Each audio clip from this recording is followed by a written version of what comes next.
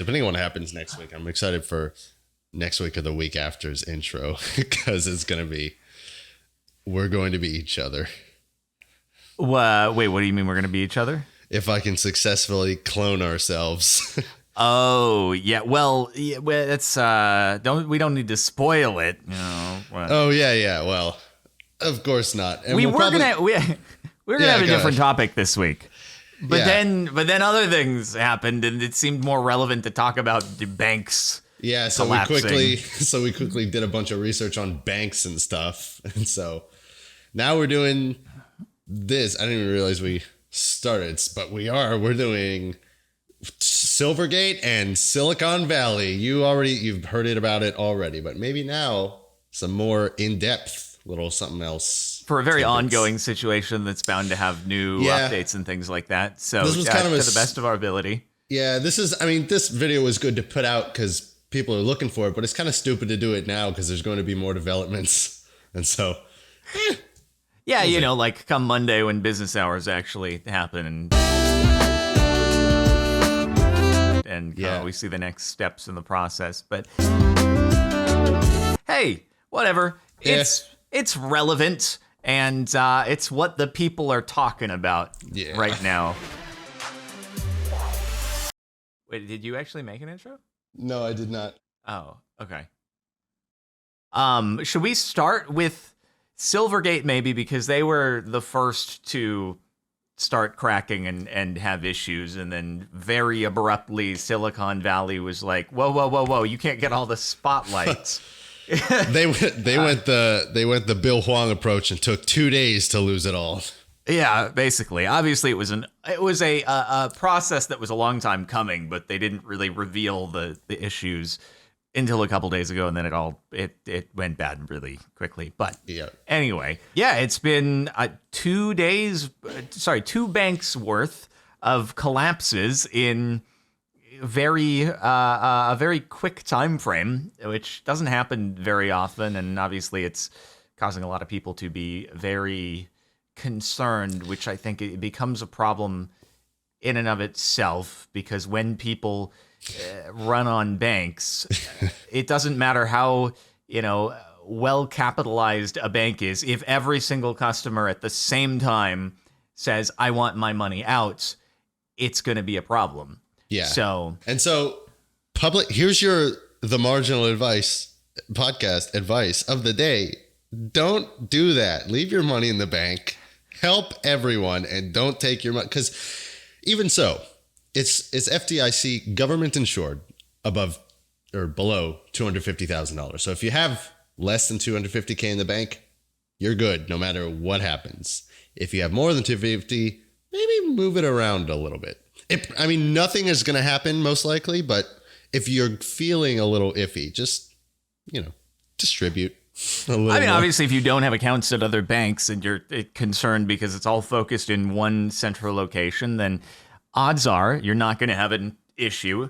And we'll get into why that may even be the case with Silicon Valley Bank. But the way that the world's infrastructure is built, it is not built to handle everybody performing the same action at the same time. It doesn't matter what we're talking about. We could be talking about the electrical grid in the summer. It's really hot. All of a sudden, everyone's running their AC. Blackouts happen. We get texts saying, hey, be a little hot today. Why don't you?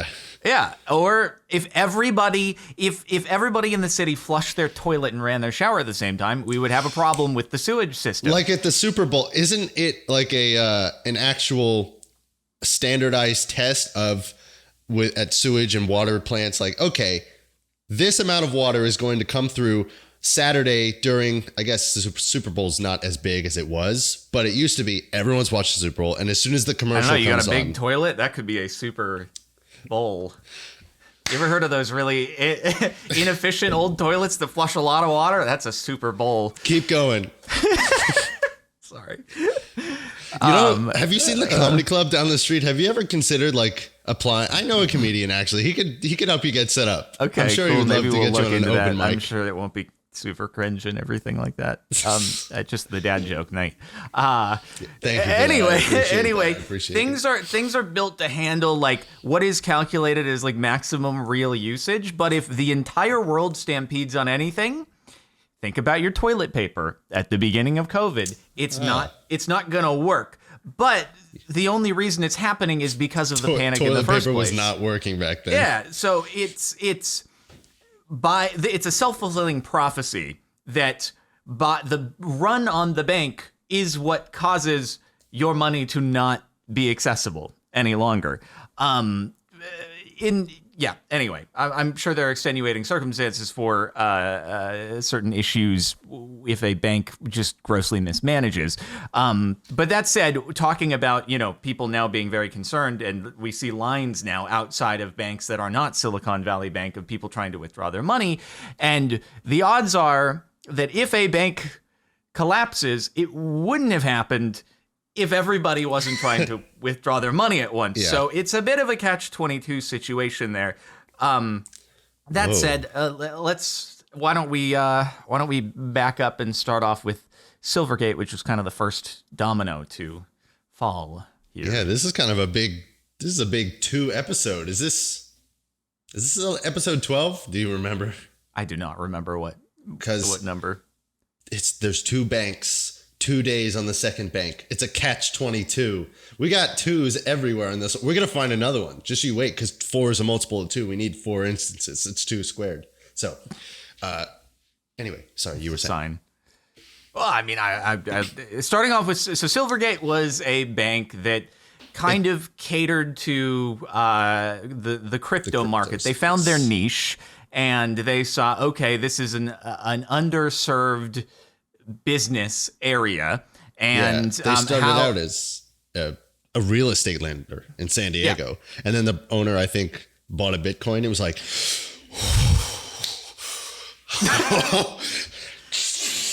we're going crypto tonight, and so they transitioned to a crypto-focused bank, which helped. They went to crypto firms and say, "Hey, what can we do for you?"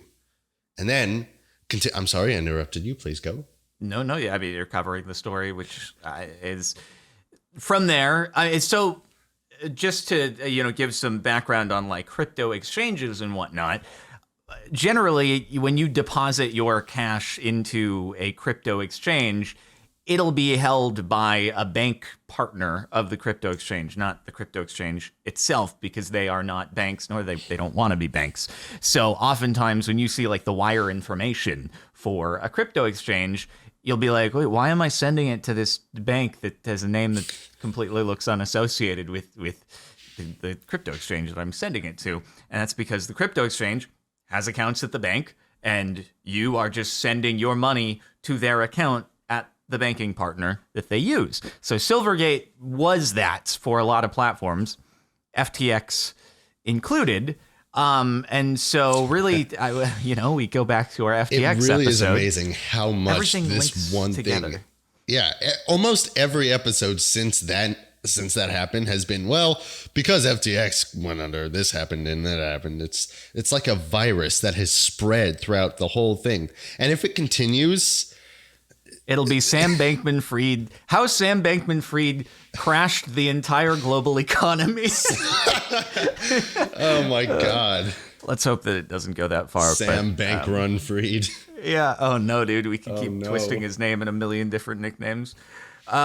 So, I mean, it was, in a way, Silvergate fell to a bank run in that, so they were a regulated bank, and banks, they buy treasuries as reserve instruments, and so they can earn a little bit of return themselves on the funds that their customers have deposited.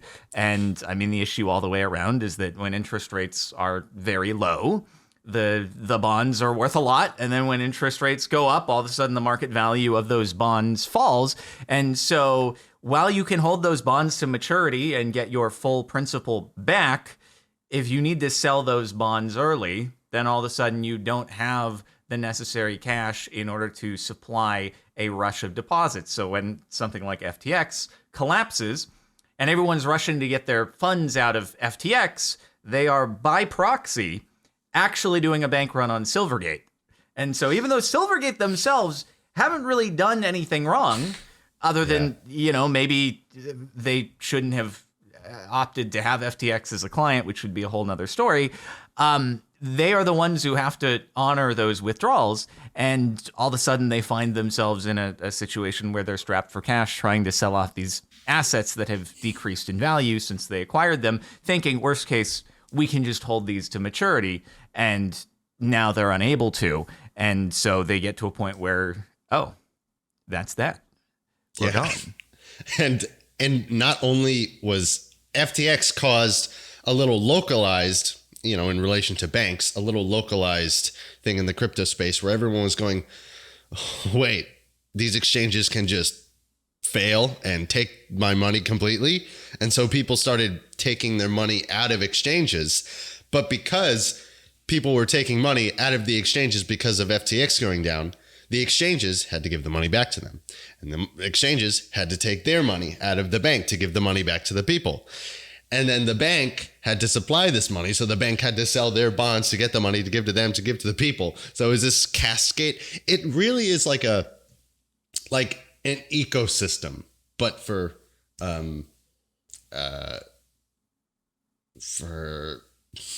money. Yeah, there's an ecosystem for money. Money. There's someone outside. The economy. People are close. What? I don't like talking when people are close. There's someone outside. Oh no. No, but I get self-conscious too. I understand. Yeah, but it's like when there's this bug in an ecosystem, they're like, yeah, we got to get rid of this so the corn doesn't go down. Well, actually, this was a 5.2 million year old bug that's been in there since like the dawn of time. And, this other bug ate that bug, and that frog ate the bug, and then the birds ate that. And then, there were a few deer who ate some stuff that the birds did. And so eventually, by killing this bug, you actually torched this entire Great Plains area. Right. And it's the same. Yeah. It's the same with this. One exchange fell, and everyone's like, hold on. And it spiraled out, even to the point where, and we'll get to this in a bit, Silvergate was under scrutiny because they took a loan from a San Francisco bank that was designed specifically to give other banks loans when the banks were illiquid. Yep. And by doing this, Silvergate was kind of reprimanded, saying, hey, by doing this, you're opening up the wider banking space to this crypto risk that is normally just self-contained to all these little crypto bubbles, which it's kind of funny how fast it happened. Anything crypto is associated with, I guess, goes up and down really, really fast. It is very volatile. That's part of the appeal though, is right. Like, oh, in theory, I could buy this and then I could be up 100% a week later. I think that's what lures a lot of people into it. And it also goes down 50% a week later too. And oftentimes that'll be more when people are, oh shoot, I got to get out now, rather than when because if it's up 100%, well, I could always go up another 100%. Yeah. It's all everything is purely psychological. And when you think about it, the failures of these systems, again, are very psychological. More so, the FTX thing is like, oh, this is a criminal organization, I should get my money out. But then by proxy, it takes down what was actually it was a regulated bank. And the same goes for Silvergate. Now, it goes for Silicon Valley Bank. With Silvergate, though, they actually were able to honor their deposits, and they're winding down their operations. But the FDIC did not actually need to step in order to make people whole on accounts under $250,000. So. Honestly, you got to commend them. They were like, all right, that was fun. I'm done. Goodbye. I'm out. It's like when you almost crash your car, and I'm actually specifically thinking to, hopefully not a real life example. It wasn't real in the sense that it was in a video, but it did happen. It was James from the Throttle House. from. Oh, okay. You're gonna have a video coming out. Whatever. Yeah. No, I thought you meant like you almost got into an accident. You're like, I can't drive anymore. No, I don't think so. Yeah, I don't think that happened. But yeah, this guy he spun out a very expensive car that was loaned to him, and you know what? He said, "Okay," and then he got out of the car and he just left. Like someone else drive. Like that's essentially what this bank did. Like, sick. We got out of that. I'm retiring officially. Goodbye. And so, yep. At least it worked out. The Silicon Valley Bank, on the other hand, didn't have the chance to do that. A bigger failure, more abrupt. And like at least you saw there. Reason, at least you saw there were like cracks in the system back in November when FTX went down. It's like, oh, who's their banking partner? Silvergate. Oh, okay. Well, that's probably. It's funny because I looked at Silvergate stock then. And I was like, oh, is this a shorting opportunity? I don't know. It seems like the news is probably already played out. They still have share value. People must determine they're not actually that impacted by this. I guess I shouldn't do that. And lo and behold, now it would have been a good short. It's always a shorting opportunity when you don't do it. It really is. But if I had shorted, then this you could have saved the probably bank, would. Jordan. I could have, yeah. Yeah. I genuinely would have changed the timeline if I had shorted Silvergate. You could have negated the entire FTX debacle if you just shorted Silvergate. God dang. Sure, dude. maybe you could have lost your whole net worth, but it's for the good of the world. The power I would have had. Yeah. Same with Silicon Valley Bank, I'm sure. So, all right. So that's the overall, high level 30,000 foot version of Silvergate. Then, so that goes down, and it's funny because I saw a video 1 day, 2 days ago, I can't remember, from YouTuber who I watch, and it was called like Bank Runs or something, and I'm like, this was a really quick thing to put out on Silicon Valley Bank because it was like the same day. Yeah. Lo and behold, the whole video is about Silvergate. Different one, actually. Yeah, the whole video is about Silvergate, and I'm like, oh, that must have been. You got the video uploaded and scheduled, and you're like, really? Ooh, another bank had to go and collapse the same day, even bigger? All right, well, let me put my suit back on next to my lamp and go back to it. So, and then just add that on to wake up the Premiere project and just plop that in there. But anyway, I'm sure there'll be a fall. This is Patrick Boyle is the channel name. He makes very good finance videos. And anyway, I was like, sponsored. Oh, you must have, you must have been like, God dang it, dude. Now the even bigger topic is not in my video that I just made and posted. What the heck? But hey, he got it in, and if it was called Bank Runs, it's a very people are name. going to expect it's about Silicon Valley Bank, so it'll get some eyeballs from that for sure. So anyway, Silicon Valley Bank. It's a funny story.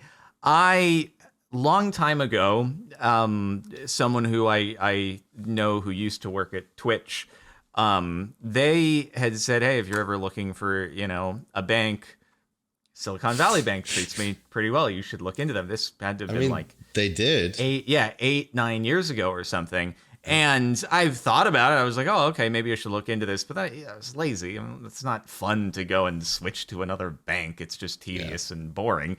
So I just never did anything about it. And now all these years later, I'm like, oh, wow. Yeah.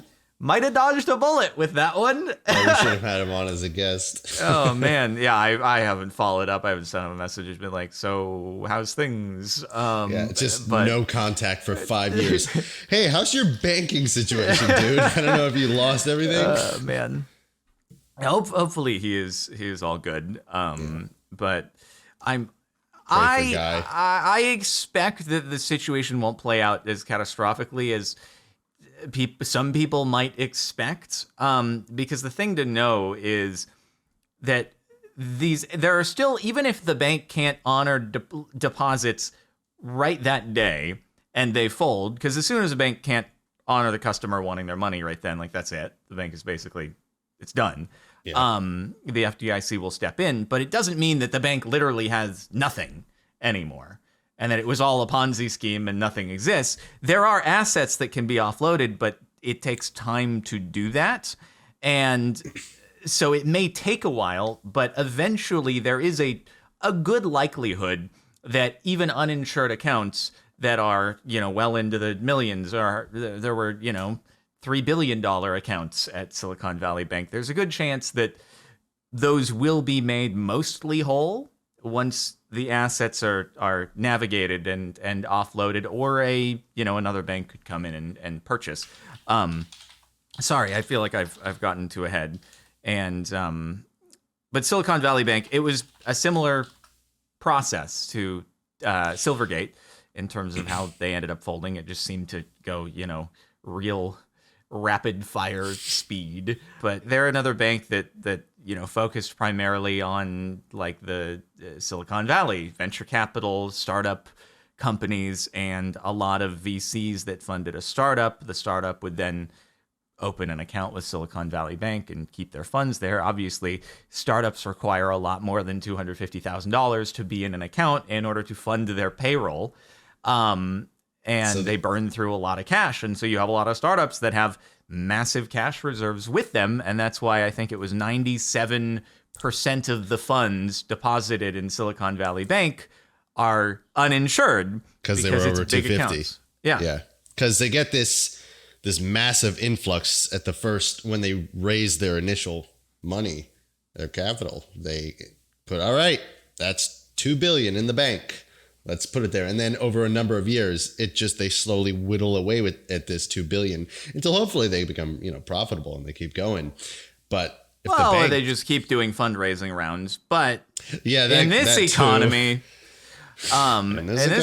it becomes more difficult, which was the problem. That was the whole thing with this one, because initially everyone's given startups funding back in the frothiness of 2021 and such, and now that rates are up, it's a lot harder in the startup space these days. Well, it's on two sides, right? You have on one end you had bonds. Money flowing a lot more, and so the deposits at Silicon Valley Bank and many, many, many banks increased dramatically 2020, 2021.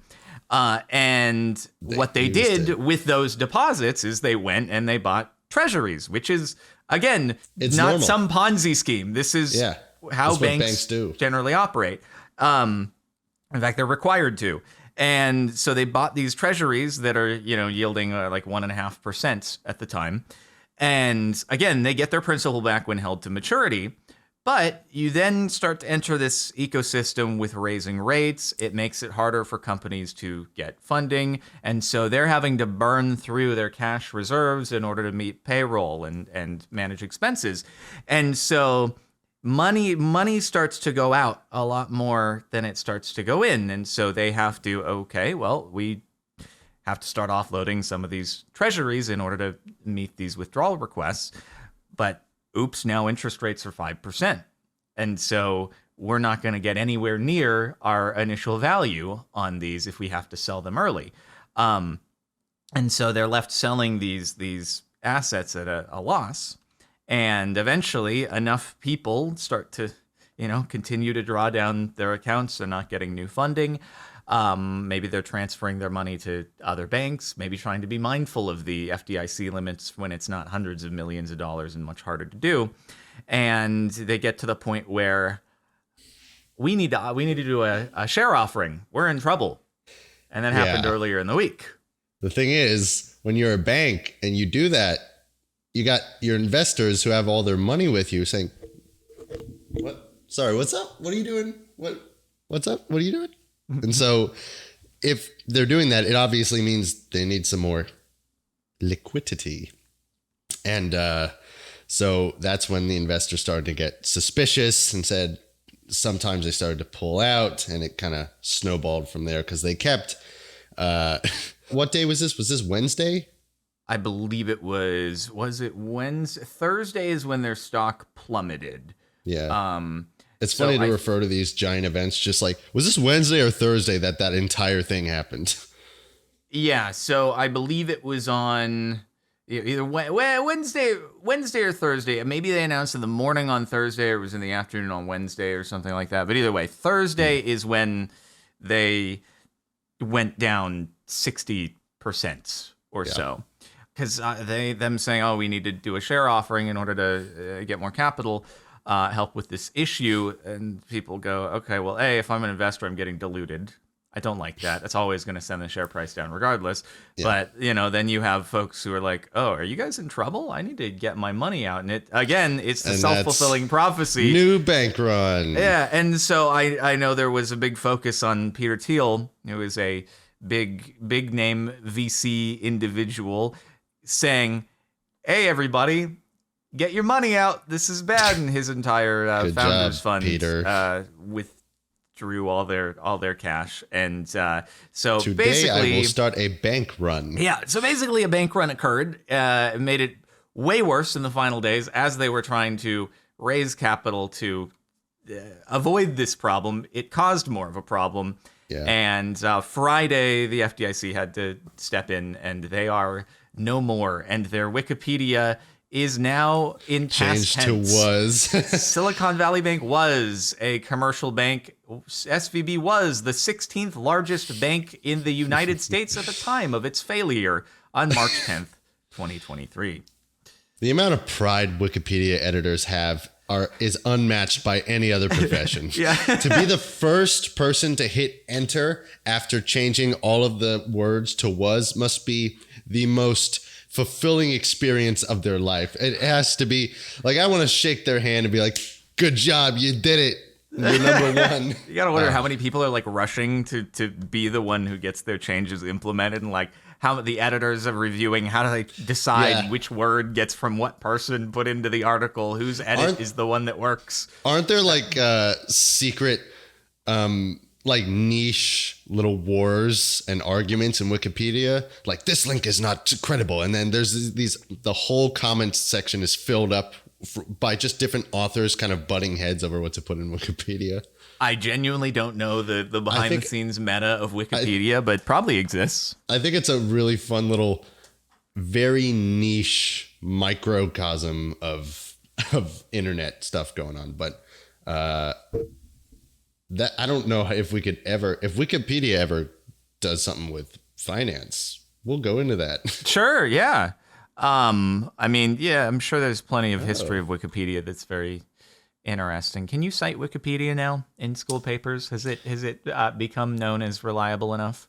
No, I don't think so. You still got to go down to, but it's easy. Just go to Wikipedia. You click the source at the bottom. Yeah. Find the source and then read the source to make sure it's fine. Yeah. Anyway, now Silicon Valley Bank is in receivership, and I think that it's been said that as soon as Monday, insured accounts or insured amounts up to $250,000 will be made whole. Again, the problem is a very unique situation with Silicon Valley Bank that like there was this list of percentage of accounts or percentage of funds that are uninsured at each of these banks. Silicon Valley Bank was like at the bottom with like 97% of funds. And I believe, to be clear here, it's not that 97% of accounts had amounts over $250,000. It's that just 97% of the funds. Because I was trying to interpret this at first. I was like, 97% of accounts are over $250,000. That would be wild. It's just that you have so accounts that have massive balances inside of them, and so those accounts are a huge portion of the money. Yeah, that is at the bank. Monday night update: all accounts will be made whole. Yep. Even the ones over 250,000. Here's a clip of Biden talking about it for a second or two. All customers who had deposits in these banks can rest assured. Rest assured they'll be protected and they'll have access to their money as of today. No losses will be borne by the taxpayers. Instead, the money will come from the fees that banks pay into the Deposit Insurance Fund. And here's Silicon Valley Bank's current homepage that says pretty much the same thing. Anyway, what did SVB have in there? There was Roku, like that was one of them. Circle was the biggest, Circle, it sounds like. Yeah. Which is USD coin. Yeah. Which is depegged as a result. Yeah. Yeah, it's depegged. It's really trying to, let me get a link for that. Oh, it's gone up a little bit. Last I was looking, it was around 95 cents. So people are fighting for its betting life. It's going to be okay. I mean, it's all just a matter of probability. What is the probability that they are made whole on the $3 billion or so that they had in Silicon Valley Bank, which is, think about that, just like having $3 billion sitting in a bank account. Well, I guess some people could get by with that if I could, if I tried, maybe, but it's like, okay, so if their market cap is 39 billion and 3 billion of that were just gone, it means it should wipe out 1/13 of their value, right? Right now, if it's sitting at 97 cents on the dollar, it means people think that that's much less than a 1/13 drop. What would 1/13 be, like 93 cents or something like that? Just head math. I'd be like 93 cents if they were pricing in that's going to be lost. So people are pricing in now that they're probably going to recover at least 50% of that $3 billion. Because again, the bank didn't just lose the money. They didn't invest it themselves into a Ponzi scheme and it just went poof. Yeah. They still have the assets that just need to be unwound. And so it will take time, but eventually there is a good chance that most of the accounts, even those over $250,000, will end up getting those funds back for the most part. I'm sure there will be some amount that is lost. Because the interest rates went up, because the interest rates went up, they had a $21 billion portfolio of securities and bonds and everything. And that's one of the things that it had sold Silicon Valley Bank had sold in an attempt to raise the initial capital. But it had lost almost $2 billion worth of value because rates have gone up so much and they had to sell it before maturity. And so that's part of how they're losing. And if they do it over a longer period of time and they can hold some of these to maturity, perhaps then they can get people whole again. But it'll take time. And with this USD coin, USD coin, ATM machine, VIN number, Yeah. Oh, yeah, exactly. It's interesting because it's clawing back up because it had a low of 88 cents, which is should have gotten in at 88 cents. Yeah. And well, here's the thing, though. It's back up to 97, but they have not. They've still frozen it. It's going to reopen Monday when all the banks are back open. But it could create another, like a bank run, but with this coin, a coin run, I suppose. Because I mean, I do think that. You think they'll be able to cover it? Well, no, it just, if the money is gone, it will probably, go down to 93 cents or something like that to account for, hey, this much of reserves have been lost. But then, sure, I suppose if everybody decides I don't want my USD in USDC anymore, then yeah, they might have themselves a problem. I suppose it will depend a lot on the outcome. Monday night update again. They did it. Hooray. It's back to $1. It is psychology. Again, if everybody wants to get out of something at once, it will stress and potentially break the system, which is so we've now seen some ripples from this, which is, now people on Twitter and news articles are like, oh, okay, so Silicon Valley Bank fell. What are the other banks that could be next in line? Yeah. And so you see one of the big ones is called First Republic. And that's been mentioned quite a few times in these articles and mentioned on Twitter. Well, First Republic yesterday has lines around the block in LA.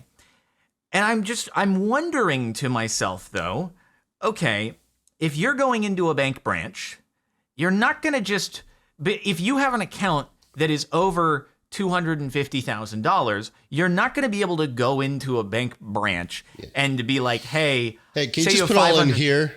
Would you? They don't have the cash in the branch. If you say if you have $500,000 in your account and you're like, oh shoot, I'm 250 in the red potentially if the bank fails. Well, they're not going to give you $250,000 in cash right there and then. Yeah. But so I don't understand. Maybe it's people who are just like, well, I have this. So if it goes bust on Monday, at least I can retrieve $5,000 to cover expenses or something until then. But likely, if you have $500,000, you probably have some other accounts in other places that can at least hold you over for, a few days until you know what's going on. Yeah. And in doing this, it creates more of an issue. So it's this very strange, like, psychological panic where if you have under $250,000 in your account, there is not really a need to participate in this panic bank run action because you are covered there. So it's very strange psychology. This would be a good man on the street segment, just asking those people, it would be, yeah. What are you doing here? Yeah. Well, what's your reason? What are you afraid of? What's your deepest fear? Do you have over $250,000 in the account that you are here to address? Because the thing is, like, alternatively, and I assume the reason they're waiting outside on like a Saturday is because, transactions aren't going to go through when it's the weekend. So if you're trying to wire money out or something like that, maybe they're trying to like preempt that, but it's still, if you're trying to issue a wire on Saturday, it's still going to take until Monday to go through. So you could just wait until Monday and then try to initiate the wire then if you're just actually trying to move a large amount of money out. So, but again, the act of doing all this, it could take a bank that would have been fine if everyone was just calm, and then it could create more of a problem. So, and in that respect, be a little wary if you see different sources say, I'm sure there's a whole bunch of YouTube videos saying, it's here, the great recession, the great reset, the great whatever, we're going to die or something. By doing that and encouraging you to take all of your money out of the banks because the bank's going to fail, they are kind of helping to play into the potential failing of this bank. And in doing that, they could have potentially very lucrative positions betting that this bank will fail, and they'll be like, why not? I'll buy a put or two. And you don't think someone would, with influence, would short a stock and then put out something that would cause fear and drive the price down? You don't think someone would ever do that? No one would do that. I could not imagine a situation or a scenario in which that would happen. So anyway, the thing is, panic, negativity breeds more panic. In the world of social media, that's what drives clicks. Putting out a video saying everything is fine is probably not going to generate that much attention. Then, if it does go bad, all of a sudden you have egg on your face. You look dumb because you said it was going to be good and it's not.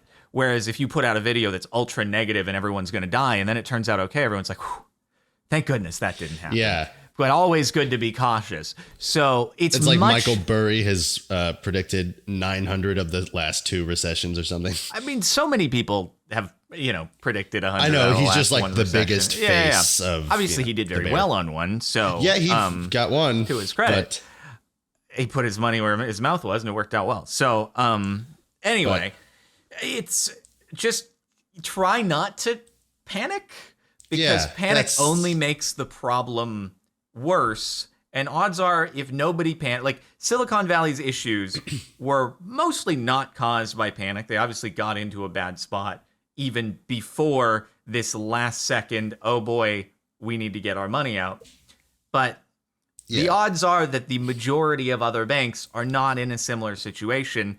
And the fact of the matter is, even with JP Morgan, if every single person who has an account with JP Morgan went in on Monday and said, I need 100% of my deposits right now, JP Morgan would have problems.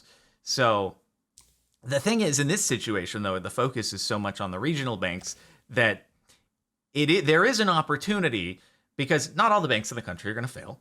It's simply not going to be the case. And so there's an opportunity in seeing huge overreaction here in sell-offs on some of the bank stocks and saying, well, okay, this one is going to be this is safe. Don't call it a fortress, though. Otherwise, it's going to go pretty badly. Yeah. I mean, maybe JP Morgan JP Morgan might actually be in trouble. Oh, no. I was going to say, it's called, you say it's a fortress to create less panic, less bank run. See, who's doing this? Who's helping alleviate this panic? Well, Jim Cramer tried to alleviate the panic by saying J.P. Morgan is a fortress, but this may be a bad omen. This may be a bad omen, dude. So anyway, but the thing is, right? If people are panicking with the regional banks and trying to get into the fortresses, it means that those banks like J.P. Morgan will actually benefit in the long run by receiving more money, have bigger inflows. So you'll see banks that are, they might be getting hammered right now, but maybe assets are getting transferred into them, because the odds are most of the people who are withdrawing are not just accumulating just boatloads of cash to put in a safe inside of their house. Most likely they're not doing that. They're probably taking it somewhere else. And that somewhere else could be, one of the big banks, Bank of America, Wells Fargo, JP Morgan, Citi. And so they could be set to benefit from something like this. I wonder who Mr. Beast has as his bank. Where do you source $2,100 bills or $50,000 bills? Because you probably just call the bank. You call the bank in advance, and they get it set up, I would imagine. But I'm sure he's probably got a money guy who he employs who handles getting the money. I don't know. What a resume. I am the money guy. I handle getting the money. Money guy? Like you're an accountant? No, literally, I just get dollar bills. Just get dollar bills and provide them to people. He's the guy who actually does stand in line with a giant bag, say, all right, put it in. Except in that case, like the banker comes out and is like, oh, yes, money guy. Front of the line. Come to the back. Yeah. You don't need to wait. We've already got your funds here ready to go in the bag. That would be very interesting and also scary to just have that much money on you and have to like drive around. Like, what if something happens? Oh, God. Paranoia. I would always wear a black and white striped shirt if I was doing that job. Wait, why? And a ski mask if I could, just with a giant sack of money with a dollar sign on it. Yeah. Uh-huh. That's my brand. He'd be known as the money guy, and all the police would know, oh, he's just taking it to Mr. Beast. Everyone would know him in the local area. Oh, it must be a new video. How do I get in on one of these? I want the money guy to hand me some money. Realistically, what happens is they probably just have a safe that contains the same bills always. Yeah. Then they just wire the winnings to, whoever wins it. They just always have this on hand for dramatic, camera shots and stuff like that. But it's always the same bills. They don't actually go anywhere. It's all a prop, most likely. It'd be easiest if it was like prop money. It would be. Maybe it is. I don't know. We'll get Mr. Beast on the next podcast episode and we'll ask him. Yeah, for sure. Yeah. Anyway, back to the banking stuff. Yeah, well, it's I dislike seeing all the panic on social media. It's like you have on one end you have the panic like, it's going to be a systematic failure and you better run and get your funds out before it's too late, which creates problems. And then on the other hand, you have people who are like, why did you keep over 250,000? You were just asking for this to happen to you. It's all your fault. And it's like, well, okay, if you're a company that employs 1,000 people and you have an average salary in some of these tech companies of over $100,000, probably your burn rate every month is going to be millions of dollars potentially. And so what are you gonna transfer money in like every 8 hours to cover how much it expenses? Yeah. Like, so in some of these cases, like it's not feasible to keep everything under the FDIC limit and still be able to have reasonable operations happening at the company. And it's like, do they deserve to lose their money? I think that's a pretty mean, cynical way to look at it. Odds are most people in choosing their bank, they're relying on the regulatory system of the U.S. government to say, okay, well, they are a bank, they're accredited, my money is probably going to be safe here. And most people haven't done deep dives into banks' financials and the assets that they hold before depositing, especially if they're not depositing like millions of dollars. And that's the reason why these regulations exist, is so that hopefully you as a consumer do not need to do all this deep diving in order to decide, oh God, is my money, am I going to be safe? Can I put it here, or should I really just store it in a vault in my house in bills? Yeah, and it's worked so far for the most part, unless there's some strange event such as Sam Bankman-Fried existing and starting a chain of events that brings down the world. You know, there was a quote about Silvergate because Silvergate was such a big player in the space. It says, life as a crypto firm can be, you've probably heard this quote, life as a crypto firm can be divided up into before Silvergate and after Silvergate. It's hard to overstate how much it revolutionized banking for blockchain companies. Who said that? Who is Sam who's a wise man? Oh, did he? That must have been why that quote was taken down off of their website shortly after. Sam Bankman-Fried said that, and well, now it can be divided up into before Silvergate, after Silvergate, and after Silvergate. Since it's kind of funny. It's like, it almost seems like a low softening of the crypto era is kind of fading. I mean, it'll still be there, but now all the companies, the new companies, they're all about AI, and that's the new thing. And so, I don't know. It's interesting because on the other hand, you can see another side of this story where people are going to be like, you see, traditional banks, they're not safe. They can collapse. So therefore, all the more use case for crypto, right? So there's actually like two sides to the argument. On one hand, that's a good pitch. Fear about crypto caused Silvergate to go down. But on the other hand, it really didn't have much to do with crypto with Silicon Valley Bank. And so people are going to be like, well, your money is safer in Bitcoin because it's not centralized and can't be lost unless everyone just decides to sell their Bitcoin, in which case it is the same thing. If everybody decided to try to sell all their Bitcoin, that's going to be Bitcoin would also go to zero. So yeah, they could probably make a great argument because Silvergate closed themselves, whereas the non-crypto one was, that actually failed, the Silicon Valley Bank.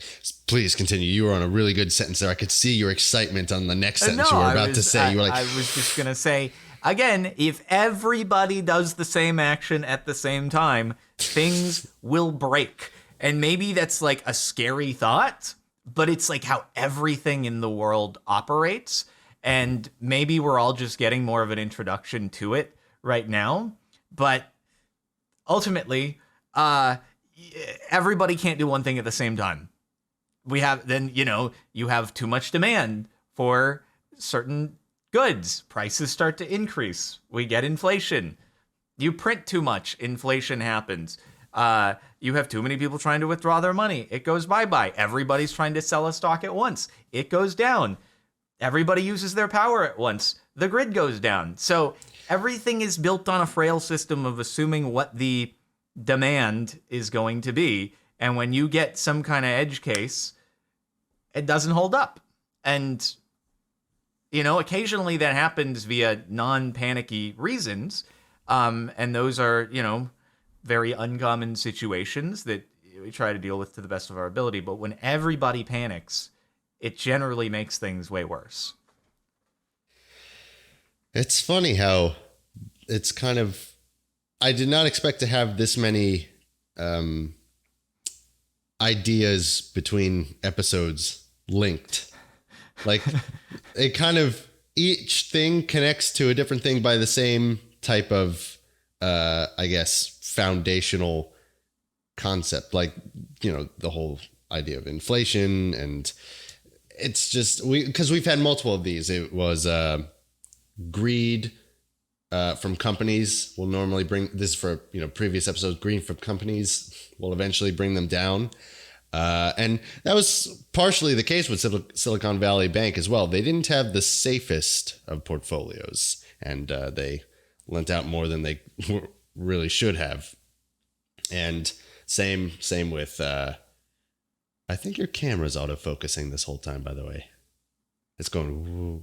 Oh, that doesn't matter because that's just what you're seeing. Remember, different camera angle. Sick. Yeah. Okay. Yeah. Never mind. And then the same with, what's her name? Finger prick, blood.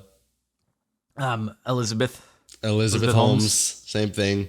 And then on the don't everybody do everything at once. At one time, it'll break it. Same with inflation, the supply chain issues from our supply chain episode, this with the bank runs. And there were a couple others. It's just like there's a lot of foundational concepts that affects a lot of stuff that I'm kind of surprised. It's like when you go to different classes in school and they kind of talk about similar things. You're like, hey, I just learned that in the last class, completely unrelated to this class, but it's kind of connected. So that's a fun little concepts. I think I mean, the information flows so quickly and freely these days. Everything is so interconnected with the internet, and people realize that the more panicky and negative articles can be, the more they're going to get clicks. And so things tend to be as reactionary as they can in order to drive traffic. And I think, more people are online more than ever post-COVID, and everyone is just nervous about everything post-COVID because with COVID, everyone saw, oh, this is how fragile the entire world can be when something like this pandemic occurs. Could this happen even in an even worse case in the future and things actually completely fall apart? And I think everyone is just very on edge and worried about everything. And you can exploit that in order to drive traffic. And so it keeps kind of building and building on itself. In a pretty unhealthy way, I think, but it's not going to change. It's probably only going to get worse because more and more people get online and are online more and more often, and that's the kind of content that they consume. And it can be hard to, like, even me, I think, okay, well, I think I'm probably fine. I'm not going to take any actions on accounts that are, under $250,000. I should be okay. But, you even find yourself thinking about, like, but what if everybody else does? And I'm left holding the bag because I tried to be the rational one. And I'm sure a lot of people have that thought and they're like, well, I'm the rational one, but I think other people are not going to be, and therefore I do need to preempt them and I need to get my money out. So you can have otherwise rational people still thinking they're rational, but because other people aren't, it's like, well, I better actually take action here. And then everyone thinks that, and then all of a sudden you have an issue. Yeah, like I bet you if the city of LA went and sent everyone like an Amber Alert message saying, we're worried about our sewers getting overloaded, so you have 5 minutes and then you will not be able to flush or use your shower water for the next 2 days. We're worried about the sewer getting overloaded. Instantaneously, 5 minutes. Everything would be overloaded. Yeah. Well, it's good then that they just send out Amber Alerts that say canceled Amber Alert or something, which happened yesterday. I'm not a civil engineer, so maybe that's not the most accurate thing to say, but a lot of systems count on normal usage. And we're going to get it with interest rates rising the way they are. We're going to be stress testing a lot of things for sure. And I'm sure there will be more follow-up on this topic. Oh, that said, though, we didn't even talk about the options trade. Oh, that's right. Silicon Valley please. Jordan has found a fun little trade on his own. This wasn't reported anywhere. It was just I haven't. Yeah, I mean, I think there have been other tweets that I've seen since of people talking about certain trades. I didn't check every strike price in the option chain, but for the weekly contracts for puts on Silicon Valley Bank, right? So here's the 1 month first. You see there's like, no, it's just a chart for the last month, not a 1 month candle chart. Just 1 month, there's no volume. There's just no volume at all. There's like one on the 27th of February. There's a few on March 3rd. March 7th, which is the day before things really hit the fan here. You see a big old spike. And now we can zoom in a little bit more on that by looking at this week's. So you see on March 7th, it kind of close to they distributed a little bit kind of in the afternoon of the day. We have about 300 of the 200 puts that get bought. This is like all of the volume. So I mean, I'm impressed, in such an illiquid contract that they were able to get all these through without just jacking the price up, and finding, market makers sold it to them, I guess. But they bought them for 13 cents a it would have been a $13 contract. What a steal. Yeah. So 13 cents, and it was 300 contracts? Yep, about 300 contracts, 13-cent price. So what was it? It was around $7,000 that they spent. Yeah. That $7,000, you got to kind of hope. I don't actually know what happens when the stock is halted and the FDIC takes over. I don't know how the puts get resolved, but if they had sold at the end of the day on Thursday, not on Friday, because Friday they would have run into problems, it would have been like a $3.5 million position at the close. So 57.20 from 13 cents. The timing, certainly not suspect at all. I really got to commend them they just got really lucky on this trade. When you look at the fundamentals and you have a gut feeling, you just got to go for it and just buy your puts on the day before they go bankrupt. It really is just a stroke of luck for them, I got to say. And I think there were other strike prices in the chain that also had some similar activity on them. So I'm sure just somebody got very lucky. And just for this week, it seems like they could, have a problem. Yeah, Not even this week. It's Wednesday and it's a Friday expiring option. Let me buy way out of the money on the plate.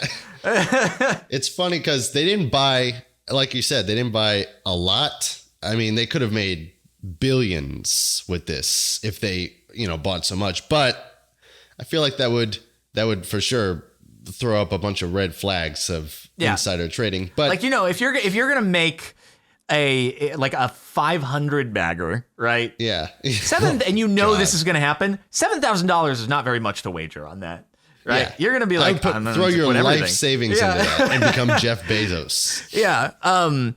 There might have been liquidity problems with actually filling that many orders if they wanted to go too much further. Yeah, it's also surprising how they got this one. Yeah, but the thing is, you don't actually see that much volume happening on Thursday, which means they might not have expected it to go as good as it did, because now they're like, oh shoot, how am I gonna exercise? Oh shoot. It's a bit of an uncertain situation. Yeah, I think they are covered. If a company goes bankrupt, I might be misremembering, but I think that's even better. I think they'll be okay, assuming they don't get investigated for insider trading, because they didn't buy a lot, but they bought a little bit when nobody else was on the exact right time. So it's like trying to whisper, but in an empty room. You're going to be noticed. Yeah. So, hey, we have no knowledge for certain that this was insider trading. Yeah, no, that's just it's a what if scenario. They could have been. Yeah. These are just traders are fantastic on fundamentals. I mean, to be honest, if they didn't do it then, maybe if they did it a few weeks back out, it would have been okay. Because if you think about it, low interest rates are a huge contributor to startup growth because there's so much extra capital you can throw to it. But now the interest rates have risen, and startups are a little more rocky on getting more capital. And so this bank that deals primarily with startups, you might think, maybe there's going to be something wrong here. So hindsight's 2020 though, and 100%. If people thought that banks were going to start collapsing, the decline would have happened long ago, right? Yeah. So that's another thing. This bank was in a very specific situation with the startups because it was their main thing. All of the other banks, maybe JP Morgan because Jim Cramer said something about it, but they should be fine because, they weren't dealing with the same thing. The only reason people would be suspicious is because people might think, oh, well, if this bank was having trouble because not just startups, but also they bought bonds and treasuries when the interest rates were really low and now they're high. The other banks may have done the same because of all the stimulus checks were being deposited during that low interest rate time. They suddenly got this large influx of money they could buy something with. So maybe people will be looking into that, but I don't think it's going to fall like this. And so don't panic. That's where we're going to keep reiterating, because the title is going to be like, what, the second largest bank failure or something, like tech's biggest bank just failed, whatever. It's fine. Sure. You'll be fine. Yeah, I mean, hopefully. I certainly hope so. Especially if you bought puts on it going bankrupt a few days before, then you're going to be really fine. All of a sudden, everybody is going to be rushing into puts to try to hedge themselves. And actually, don't do that. Buy calls on the VIX. Yeah. Oh, there you go. But anyway, it's... yeah, I mean, this is sort of a perfect storm here. And I think their deposits specifically at Silicon Valley increased far more dramatically in percentage over the last few years than any of the big banks. Like JP Morgan obviously has more deposits now than they did in 2020, but I don't think it's anywhere near as dramatic a ramp up as Silicon Valley Bank had, with all of the money flowing into the startup low interest rate ecosystem. And so what happens is, even if JP Morgan owns lots of bonds, their bond portfolio is much more diversified over a long period of time, and it's going to be less sensitive to interest rate changes than Silicon Valley, which would have bought a huge percentage of their portfolio at extremely low rock bottom interest rates. So it's almost like a trap. They get all their money when it's the worst time to loan it all out. And that said, like, maybe they would have done it differently if they had thought interest rates were going to rocket at the rates that they have. But I don't think anyone anticipated that interest rates were going to go from 0 essentially to 5% on the short end in the amount of time that they have. And unfortunately, it still seems like it hasn't been enough, because inflation is being a little bit pesky. But they really don't want to just be like, all right, 10%, we're doing it, we're breaking things. J-Pal's going to come in with a jackhammer one day and just go, all right, you wanted it. They really don't want to do that, though, even though it might, in the long run, end up having to go to that place in order for inflation to finally come down. Yeah, it feels like each time we go back up, like the market goes back over 400 or 410, it's just a SPY I'm thinking about specifically. Yeah. It feels like we're just putting it off some more, just like, because obviously it just went back down, not just because of the it's bank a big thing, game of chicken. Well, yeah, because it's like bad news is good chicken. News. 2 episodes ago. Hey, there we go. Because if you have bad news, well, that means that they're more likely to pivot and go to low interest rates, and so therefore, we got to buy in advance, because when interest rates go low, that's going to be good for stocks.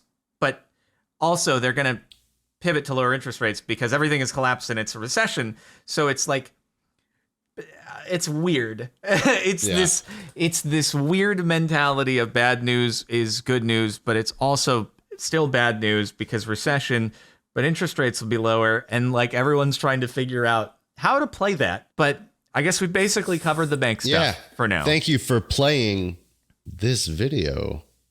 Appreciate it. I think I mean, more is likely going to happen. I don't know if we'll be able to get to our predetermined topic next week. We might have to do something else related to whatever, or not. Who knows? We'll see what goes on.